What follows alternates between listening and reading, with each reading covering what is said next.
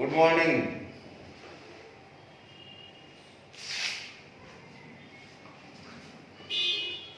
तो बच्चों, आप लोग इलेक्ट्रोकेमिस्ट्री का न्यूमेरिकल बना रहे हैं और इलेक्ट्रोकेमिस्ट्री के कुछ न्यूमेरिकल्स और लिए हैं। बता रहे हैं कि बहुत सारा न्यूमेरिकल्स इलेक्ट्रोकेमिस्ट्री में बनाना होता है। अभी तक हम लोग इस चैप्टर में जितने थ्योरेटिकल पार्ट्स को पढ़े हैं उस पर ही आधारित बहुत सारा प्रॉब्लम है, और भी इसमें अब तक जो थ्योरी पढ़े हैं उससे रिलेटेड कुछ प्रॉब्लम्स आप लोगों के बीच लेकर आए हैं। इसको आसानी से फॉलो करो। एक क्वेश्चन लिए हैं, 1 घंटे तक एक अस्थिर विद्युत धारा क्रम में श्रेणी क्रम में जोड़े गए कॉपर सल्फेट एवं सिल्वर नाइट्रेट के घोलों से प्रवाहित की गई। अभिक्रिया के बाद पाया गया कि तांबे के वोल्टामीटर के कैथोड का भार 2.95 ग्राम बढ़ गया। सिल्वर वोल्टामीटर के कैथोड पर एकत्र होने वाले सिल्वर की मात्रा तथा प्रवाहित विद्युत धारा की शक्ति बताना है। दिया हुआ है यहाँ कॉपर का एटॉमिक वेट 63.57 और सिल्वर का एटॉमिक वेट दिया हुआ है 107.8। सिल्वर वोल्टामीटर और कॉपर वोल्टामीटर, ऐसा 2 वोल्टामीटर है। वोल्टामीटर और वोल्टमीटर में अंतर है, ध्यान देना। वोल्टमीटर का मतलब हो गया विभव मापी, विभवांतर को मापने वाला जो यंत्र होता है। इलेक्ट्रिक करंट के वोल्टेज को मापने वाले यंत्र को वोल्टमीटर कहते हैं। और वह इलेक्ट्रोलाइटिक सेल जिसमें इलेक्ट्रोलाइट के रूप में कॉपर सल्फेट सॉल्यूशन लिया गया है, उस इलेक्ट्रोलाइटिक सेल को कॉपर सल्फेट वोल्टामीटर कह सकते हैं। जिस इलेक्ट्रोलाइटिक सेल में सिल्वर नाइट्रेट के सॉल्यूशन को लिया गया उसको सिल्वर नाइट्रेट वोल्टामीटर कह सकते हैं। मींस वोल्टामीटर क्या है? एक इलेक्ट्रोलाइटिक सेल होता है। यहां 2 वोल्टामीटर है, एक में कॉपर सल्फेट और दूसरे में सिल्वर नाइट्रेट का घोल लिया गया है। और एक कॉपर सल्फेट और सिल्वर नाइट्रेट के घोलों से जब विद्युत धारा प्रवाहित की जाती है तो अभिक्रिया के बाद पाया जाता है कि तांबे के वोल्टामीटर के कैथोड का भार 2.95 ग्राम बढ़ गया। कैथोड पर ही कॉपर सल्फेट का जब इलेक्ट्रोलिसिस होगा तो Cu++ आयन में जो टूटेगा कॉपर सल्फेट, तो Cu++ आयन किधर जाएगा? कैथोड की ओर जाएगा, नेगेटिवली चार्ज प्लेट की ओर जाएगा।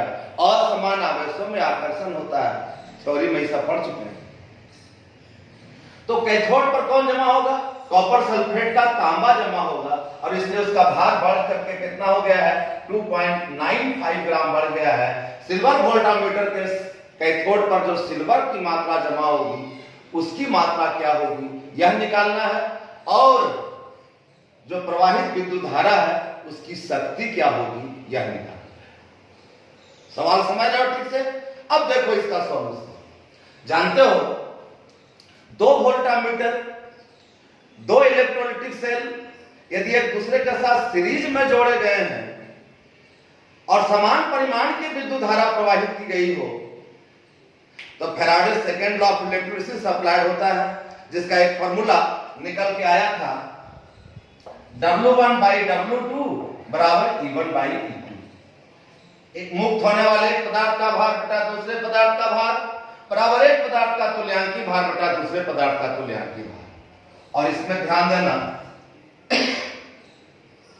कॉपर सल्फेट में इसका जब इलेक्ट्रोलिसिस होगा ये टूटेगा Cu++SO4- में। यहां पर कॉपर का इक्विवेलेंट वेट क्या होगा? Atomic weight by valency. Atomic weight copper का दिया हुआ है 63.57 और वैलेंसी 2, और इसको सॉल्व करोगे लगभग आ जाएगा 31.75। सिमिलरली सिल्वर नाइट्रेट में या इसका इलेक्ट्रोलिसिस होने पर यह इस प्रकार से टूटेगा Ag+ और NO3- में। तो इसमें सिल्वर का इक्विवेलेंट वेट क्या होगा? इक्विवेलेंट बराबर होता है atomic weight bye there valency. तो इक्विवेलेंट इसका एटॉमिक वेट है 107.81 और वैलेंसी 1, तो इसका इक्विवेलेंट वेट वही हो गया जो इसका एटॉमिक वेट है। और अब सवाल में ध्यान दो, इसको ऐसा लिख सकते हैं W1 बाई W2 के जगह पर WCU बाई W सिल्वर बराबर equivalent weight of copper by equivalent weight of silver. और कॉपर की मात्रा कितनी जमा हो रही है अकॉर्डिंग टू क्वेश्चन? तांबे के वोल्टामीटर के कैथोड का भार 2.95 ग्राम बढ़ा है, यानी इतना मात्रा कॉपर की जमा हुई है उसके कैथोड। और सिल्वर की कितनी मात्रा जमा होगी, कितनी मात्रा प्राप्त होगी यह निकालना है।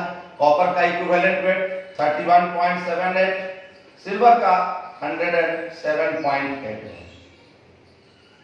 और इस तरह से यदि इसको और आगे सॉल्व करो तो ध्यान दो, क्रॉस मल्टीप्लिकेशन करके ऐसा कर सकते हैं। और W ऑफ Ag बराबर 107.81 multiplied by 2.95 divided by 31.78,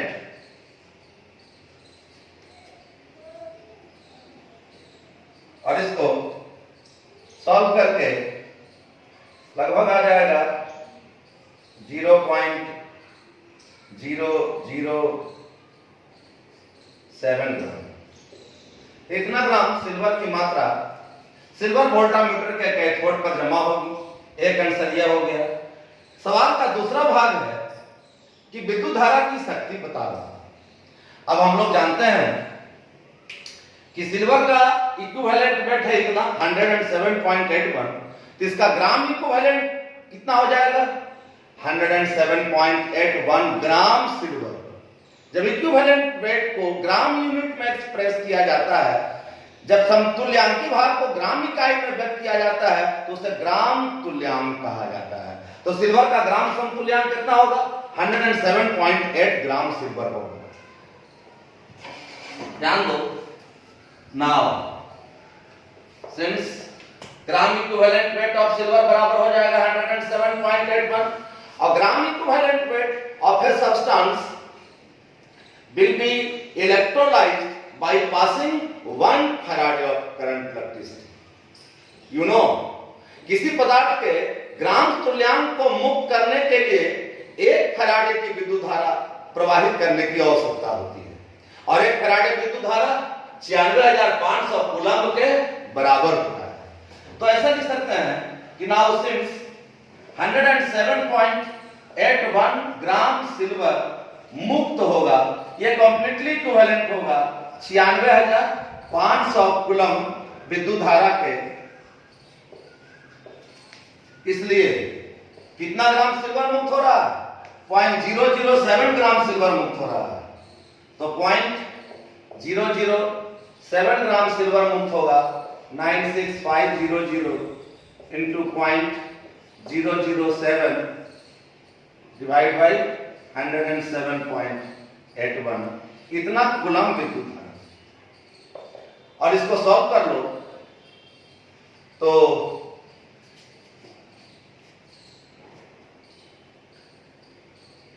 गुणा भाग करना है,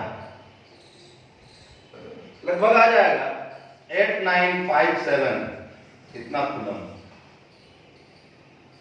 लेकिन यह विद्युत धारा का परिमाण है, ध्यान देना, विद्युत धारा की शक्ति निकालना है, और यह विद्युत धारा का परिमाण निकला है इतना कूलम्ब, विद्युत धारा की शक्ति निकालना है। तो जानते हो सिंस Q बराबर C इंटू T होता है। विद्युत धारा का परिमाण प्रवाहित विद्युत धारा की शक्ति एम्पियर में टाइम सेकंड में के गुणनफल के बराबर होता है। तो C निकालना है कितना एम्पियर की विद्युत धारा प्रवाहित होगी। अभी निकालना है विद्युत धारा की मात्रा कितनी प्राप्त, कितना जरूरत है 8957 कूलम्ब का। C एम्पियर में इसकी शक्ति बतानी है, टाइम दिया हुआ है, कितना समय तक विद्युत धारा प्रवाहित किया जाना है 1 घंटे तक, 1 घंटे तक। तो टाइम कितना है, 1 घंटा है। 1 घंटा का मतलब 60 मिनट और गुना 60 करते हैं तो ये सेकंड में हो गया। सो सी बराबर हो जाएगा 8957 coulomb divide by 60 into 60 second बराबर। सॉल्व कर दोगे और ये सॉल्व करके लगभग आ जाएगा, देख लेना, गुना भाग करना है, 2.488 एम्पीयर। इतनी विद्युत धारा की शक्ति होगी इस विद्युत अपघटन की क्रिया की। ठीक है, पहले तो इसमें Faraday second law of electricity को अप्लाई करके सिल्वर की मात्रा कितनी जमा होगी यह निकाल लिए। अब सिल्वर का ग्राम समतुल्यांक जानते हैं कि इतना ग्राम होगा, और ग्राम समतुल्यांक के लिए 1 फैराडे विद्युत धारा यानी 96,500 कूलम विद्युत धारा चाहिए। तो जितना ग्राम सिल्वर प्राप्त हो रहा है उतना ग्राम सिल्वर के लिए कितना कूलम की विद्युत धारा चाहिए ये निकालिए। लेकिन विद्युत धारा का परिमाण नहीं, क्वांटिटी ऑफ करंट इलेक्ट्रिसिटी नहीं, यहाँ strength of electric current in ampere पूछा जा रहा है। तो यू नो Q बराबर C इंटू T होता है। Q कूलम, इतना कूलम निकल चुका है, C कितना होगा, C बराबर Q बाई T हो जाएगा। और इस तरह से हम लोग एम्पीयर में विद्युत धारा की शक्ति भी निकाल ली है। अगला सवाल देखो, अगला एक सवाल है,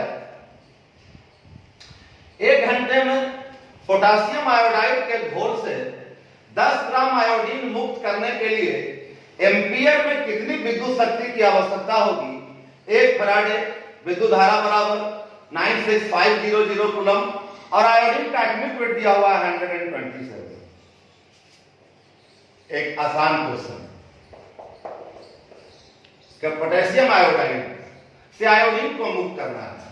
पोटेशियम आयोडाइड का इलेक्ट्रोलिसिस होने पर इसका आयनाइजेशन इस प्रकार से होगा कि टूटेगा K प्लस I माइनस में, इसमें I का तुल्यांकी भार equivalent weight, atomic weight by valency.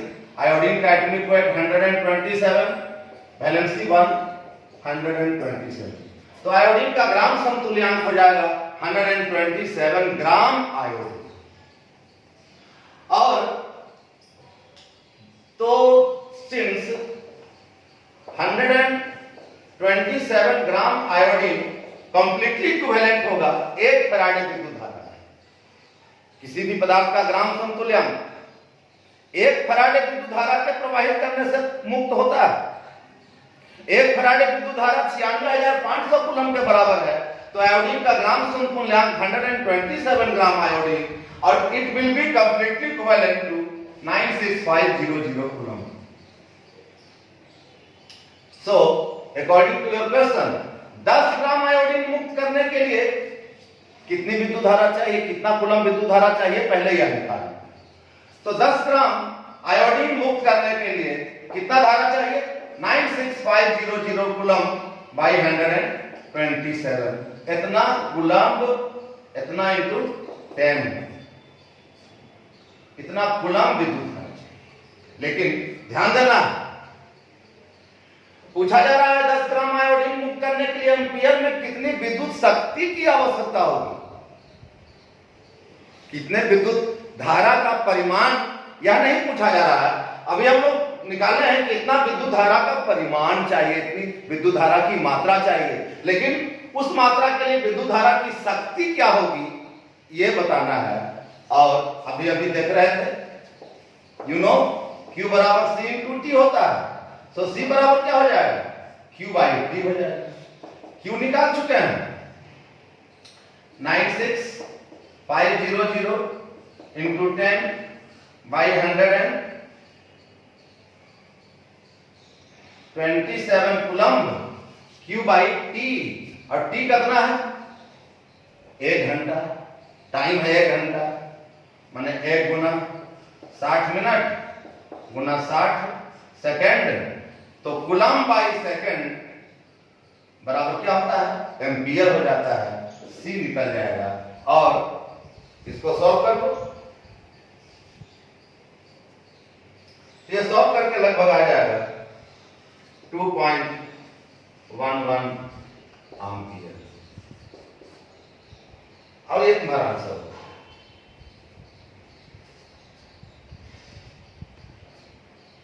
ठीक है, नेक्स्ट क्वेश्चन।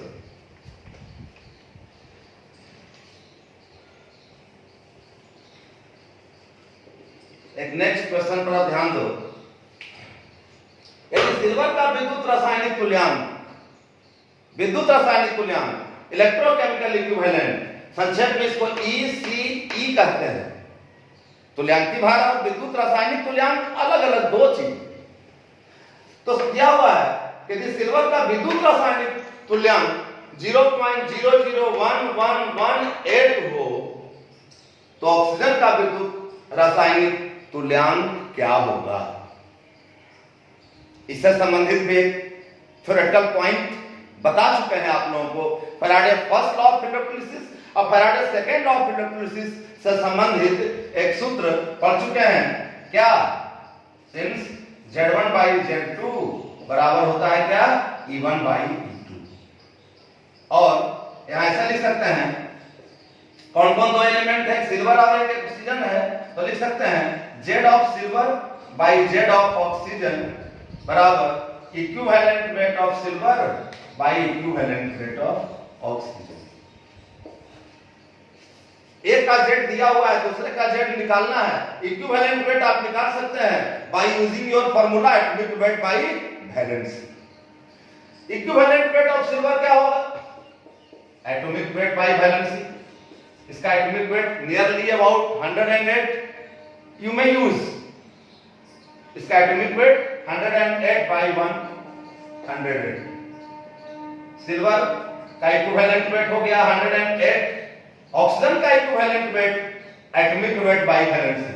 ऑक्सीजन का atomic weight 16 and its valency is equal to 2, तो इसका इक्विवेलेंट वेट हो गया 8। बस इस वैल्यू को पुट अप कर दो।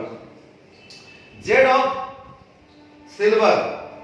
सिल्वर का इलेक्ट्रोकेमिकल इक्विवेलेंट दिया हुआ है सवाल में 0.001118 and you have to know Z of oxygen. Equivalent weight of silver 108 and that of oxygen is equal to 8.